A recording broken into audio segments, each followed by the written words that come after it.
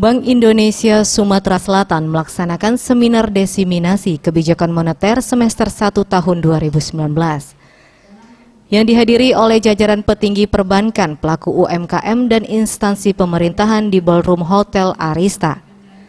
Kepala Perwakilan BI Sumsel Yunita Resmisari mengatakan, pertumbuhan ekonomi Sumsel di triwulan 1 tumbuh 5,68%, yang tertinggi di Pulau Sumatera. Triwulan 2 2019, pertumbuhan ekonomi Sumsel mencapai 5,8%. Faktor ini terjadi karena didukung sektor industri pengolahan dan konsumsi masyarakat yang tinggi, karena inflasi yang rendah dan mendorong pertumbuhan ekonomi.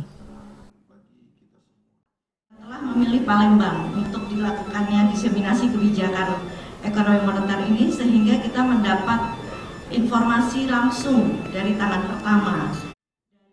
Menanggapi hal tersebut, Herman Deru, Gubernur Sumsel, tinggi pertumbuhan ekonomi Sumsel tidak terlepas dari kinerja para petani dan para pelaku usaha yang mendorong menggerakkan perekonomian ditambah dengan program pemerintah yang mengutamakan perbaikan infrastruktur, semakin mempercepat pertumbuhan di Sumsel.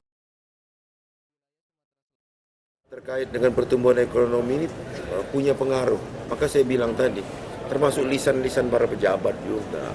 Terus sistem Kamtipmas, infrastruktur punya peran semua, bencana alam juga punya peran.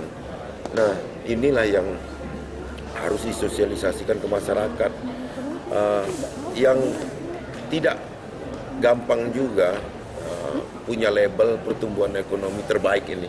Sumatera Selatan ini punya pertumbuhan ekonomi terbaik di Pulau Sumatera, apalagi nasional. Pertumbuhan ekonomi tahun ini sedikit menurun dibandingkan dengan triwulan 2 2018, yakni 6,18%. Diakuinya, Asian Games menjadi pendorong pertumbuhan ekonomi tahun lalu. Tim Liputan Sriwijaya TV.